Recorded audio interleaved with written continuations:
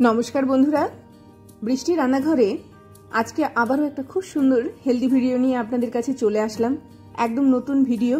এর আগে বোধহয় এই ধরনের রান্না আপনারা খাননি, এতটাই চমৎকার। কাছে দূরে যে যেখান থেকে আমার ভিডিওটি দেখছেন, আশা করি সবাই ভালো আছেন, সুস্থ আছেন।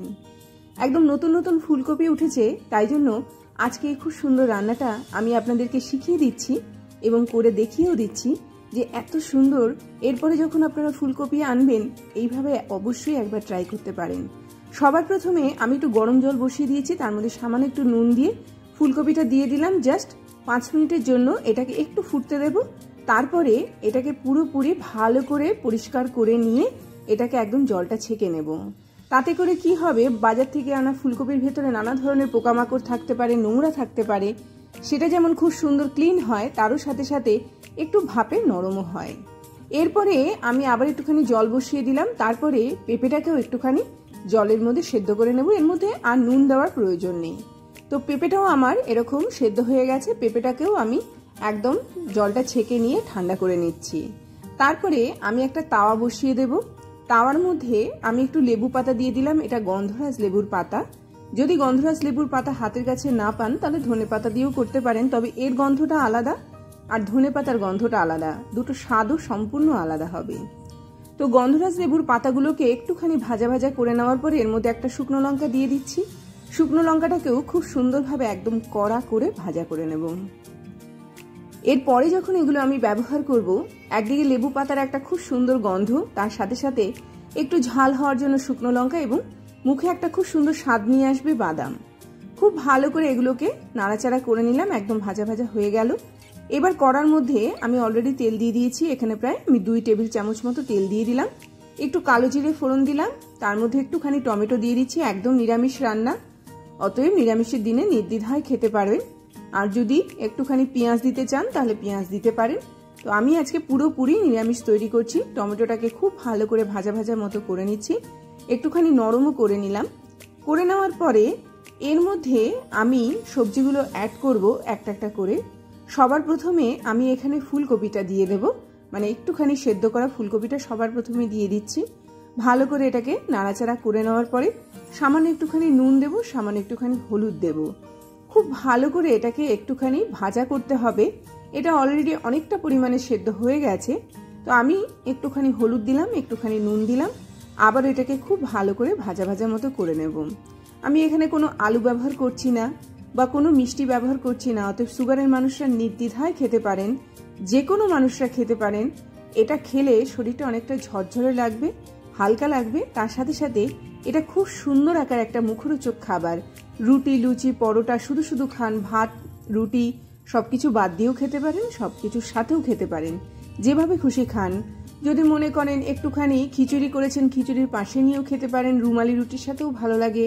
তো অপূর্বের স্বাদ আর অপূর্বের গন্ধ। একবার বাড়িতে এইভাবে ট্রাই করে দেখুন, আমি বলবো বারবার খেতে চাইছি। বাড়িতে যখনই আমি এটা রান্না করি, এটার এত সুন্দর একটা টেস্ট বেরায়, এর এত সুন্দর একটা ঘ্রাণ বেরায় যে এই শীতের মরশুমে আমি এটা সপ্তাহে 2 থেকে 3 দিন করেই থাকি। এটা সকালেও খেতে ভালো লাগে, রাতেও খেতে ভালো লাগে, দুপুরেও খেতে ভালো লাগে। আপনারা টিফিন হিসাবেও ব্যবহার করতে পারেন। দুটো রুটির পাশে 1 বাটি তরকারি নিয়েও আপনারা কিন্তু খুব সুন্দরভাবে খেতে পারেন। তবে এটা আমি খুব বেশি ঝোলঝোল করব না। আমি এখানে পেঁপেটাও দিয়ে দিলাম। পেঁপেটা আর ফুলকপিটাকে খুব ভালো করে একটু নাড়াচাড়া করে দেখুন, একদম যখন কড়াটা লাগতে শুরু করবে, মানে একটু লালচে কালার ধরতে শুরু করবে, তখন আমি এর মধ্যে একটুখানি জিরের গুঁড়ো দেব। মশলা বলতে এই জিরের গুঁড়ো আর একটুখানি আদা বাটা। আমি 1/2 চা চামচ মতো আদা বাটা এখানে ব্যবহার করেছি। খুব ভালো করে এটাকে নাড়াচাড়া করে নেব এবং এটাকে একটুখানি ভাজা ভাজা মতো করে নেব। এরই মাঝখানে বলে রাখি, যদি আমার চ্যানেলটিকে আপনাদের ভালো লেগে থাকে, অবশ্যই চ্যানেলটিকে সাবস্ক্রাইব করবেন। আর এই ভিডিওগুলো যদি ভালো লেগে থাকে, অবশ্যই লাইক করুন, শেয়ার করুন। নোটিফিকেশন পাওয়ার জন্য বেল আইকনকে প্রেস করুন। দেখুন, আমার মোটামুটি এটা প্রথম পর্যায়ে ভাজাটা একদম কমপ্লিট হয়ে গেল। আমি 2-4 বার নেড়ে চেড়ে এটাকে একটুখানি লালচে করে ভাজা করে নিচ্ছি। এটা খুব বেশি ঝোল ঝোল ভালো লাগে না, এটা একটুখানি মাখামাখাই ভালো লাগে। সামান্য একটুখানি জল দিয়ে এটাকে খুব ভালো করে কষিয়ে নেওয়ার পরে এবার পরিমাণ মতো আপনারা জল দিতে পারেন, যার দ্বারা এটা একটুখানি সেদ্ধ হবে। পেঁপে বলুন, ফুলকপি বলুন, যাতে খুব সুন্দরভাবে মিক্সড খায়, সেই জন্য আমি এখানে একটুখানি নুন দিয়ে দিলাম। আর আমি যে মশলাটা একদম ভাজা করে রেখেছি সেই মশলাটাও এখানে ব্যবহার করব। খানিকটা পরিমাণে এখানে কাঁচা লঙ্কা আমি দিয়ে দিলাম। ভালো করে নাড়াচাড়া করার পরে যে ভাজা মশলাটা আমি তৈরি করে রেখেছিলাম সেই মশলা খানিকটা অংশ আমি এর মধ্যে দিয়ে দিলাম। আবার একবার খুব ভালো করে নাড়াচাড়া করব এবং এটাকে ঢেকে রাখবো একটুখানি সেদ্ধ হওয়ার জন্য, মোটামুটি 7-8 মিনিটের জন্য। জাস্ট এরকম ঢেকে রাখলেই হবে। এবার এটাকে আমি সরিয়ে দিচ্ছি। তাওয়াটা আমি আবার বসিয়ে দিলাম। এবার এর মধ্যে সেদ্ধ করা কাবলি ছোলাটা দিয়ে দিচ্ছি।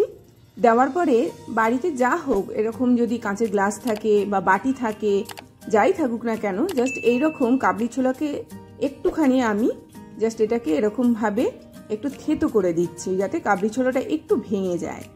এবারে যেটা করব, এটাকে খুব ভালো করে একটুখানি কড়া ভাজা করব।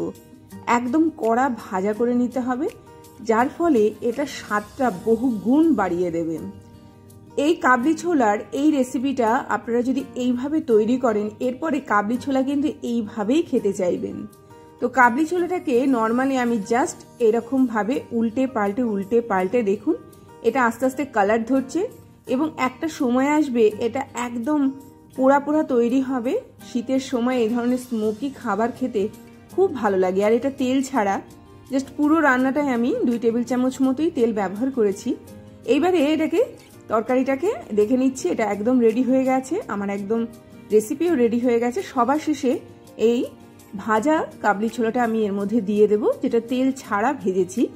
দেওয়ার পরে এটাকেও খুব ভালো করে নাড়াচাড়া করে নেব। এটাকে খুব বেশি আমি সেদ্ধ করব না, এটা অলরেডি সেদ্ধ করা আছে, এটা কড়া ভাজা করা আছে। 2-4 বার এরকমভাবে নাড়াচাড়া করার পর ভাজা মশলার বাকি গুঁড়োটা আমি এর মধ্যে দিয়ে এটাকে খুব সুন্দরভাবে নামিয়ে নেব।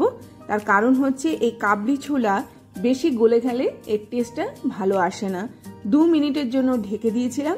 2 মিনিট বাদে জাস্ট এটাকে খুব ভালো করে নাড়াচাড়া করছি। এর ভেতরে যে এক্সট্রা জল রয়েছে সেটাকে সম্পূর্ণ শুষে নিয়েছে।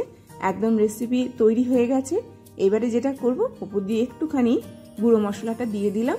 একদম তৈরি আমার রাতের ডিনারে খান বা দুপুরের লাঞ্চে, সকালে ব্রেকফাস্টেও কিন্তু খুব ভালো লাগে। এইবারে পরিবেশন করার পালা।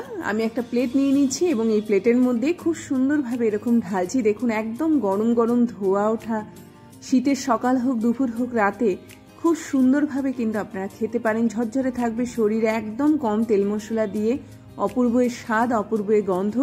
আজই অবশ্যই বাড়িতে তৈরি করুন আর বুঝতেই পারবেন যে নর্মালি আপনারা যে ফুলকপির তরকারি খান বা ভাজি খান তার থেকে এটা কতটা আলাদা। অবশ্যই বাড়িতে বানাবেন, এই আশা রেখে আজকের মতো বিদায় নিচ্ছি। আসলাম কিন্তু, সবাই ভালো থাকুন, সুস্থ থাকুন, দেখতে থাকুন বৃষ্টি রান্নাঘরে।